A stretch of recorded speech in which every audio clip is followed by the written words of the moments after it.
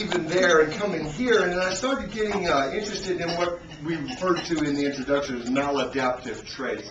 And those include things like Machiavellianism, which is like one of my favorite traits. And Machiavelli was a prince back in the 1500s in the Medici era, and he wrote a book about ruthless leadership style, if you will. And Machiavellian tendencies indicate that you're willing to crush whoever it takes to be crushed to climb up the ladder. That the ends always justify the means. And so you can see how that might be maladaptive. It might lead to unpleasant outcomes, right? And then the forms of subjective well-being that you referred to encompass things like happiness, job satisfaction, life satisfaction, or in some of my recent research, university satisfaction for college students, okay?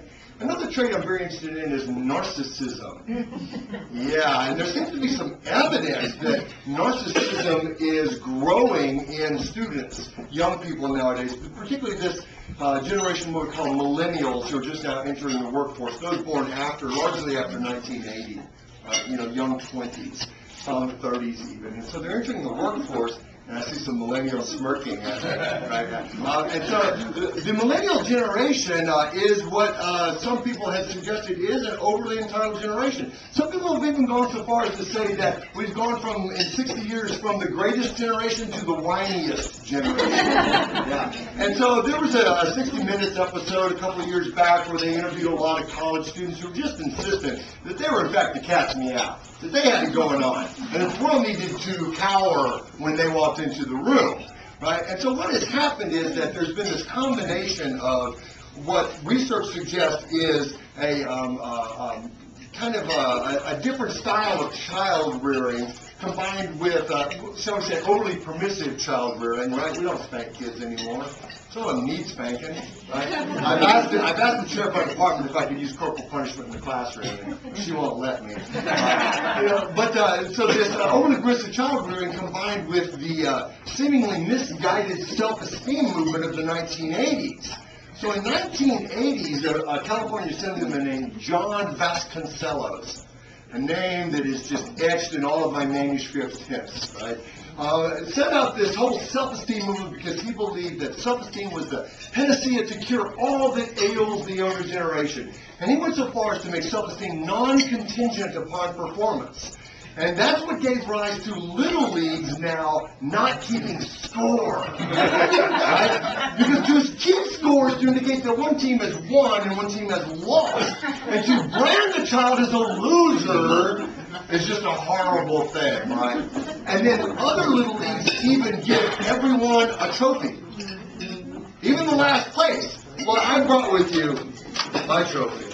I got one trophy when I played Little League. I wasn't a particularly great athlete, but this one here says, Astros Champs, 1973. Yeah, I'm old. 14-0, man. I remember this finally because it was also the year I broke my jaw playing catcher. Yeah, it was a horrible experience. But we lined up and we all got our trophy. So what do you guys think the second place team got?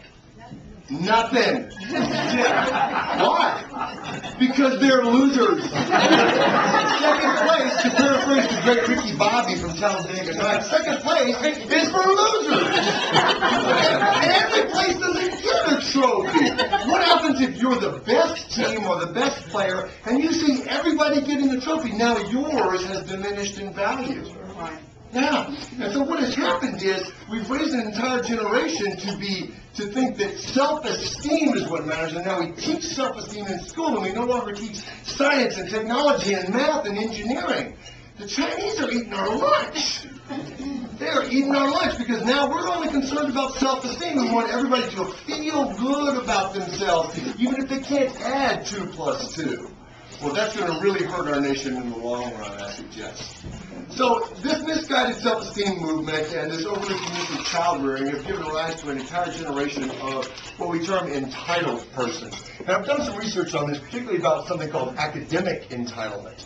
So there was a study a few years ago that came out that said 68% of all students who responded to this questionnaire suggested that if they show up to class, just go to every class and do nothing else, they get a B in the class. That's what they believe, yeah.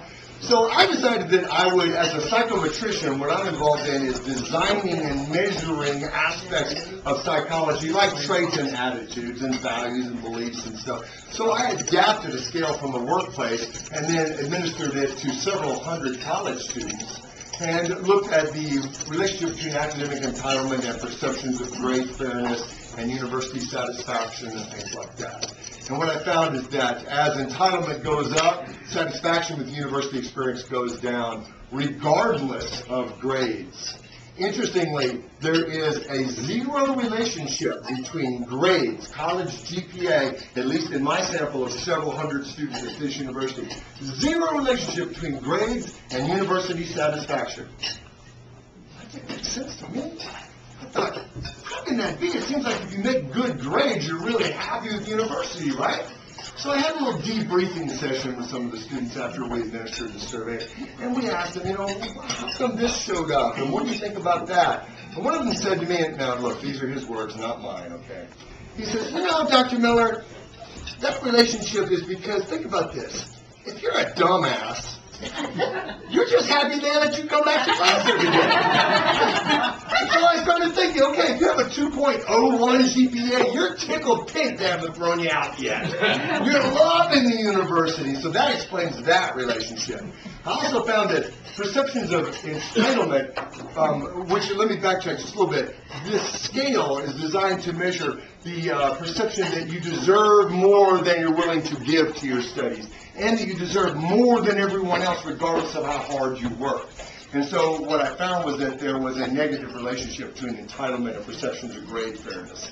So those who are really entitled feel that their grades are not awarded fairly at all, right? So that's going to affect how we as professors actually interact with students. Because now we have to be concerned with, is our policy fair and clear and transparent? And how do the students all react to that? And I found that they all react very differently. So in fact, I have another study which has now been asked for what's called a revise and resubmit.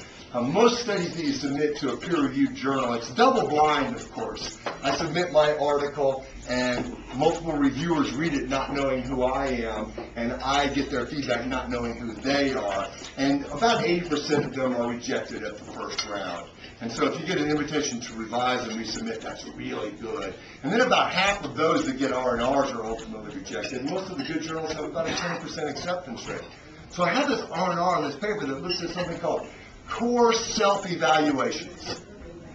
Now that's kind of what we call a macro trait that indicates how we feel deep down inside about ourselves. That stuff really matters. And it's comprised of 4 lower level traits that you may be familiar with.